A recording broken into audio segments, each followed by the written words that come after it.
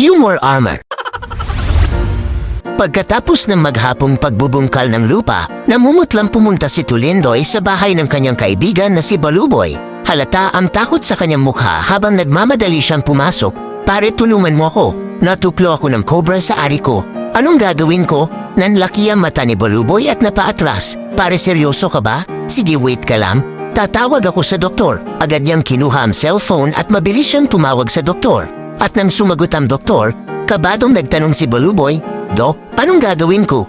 Natuklo ng cobra yung kaibigan ko. Kalmado at walang alinlangan ang sagot ng doktor. Sipsipin mo agad ang dugo mula sa sugat para matanggal ang kamandag. Saglit na natigilan si Baluboy. Napatingin siya sa kisame at napalunok ng laway. Pagbalik niya kay Tulindoy na halos nakahandusay na sa takot, agad siyang tinanong ni Tulindoy, "Ano daw sabi ng doktor? May pag-asa pa ba ako?" Huminga ng malalim si Baluboy bago tumingin sa kaibigan. Umiling ito at marahang sumagot, "Pare, mamamatay ka na daw."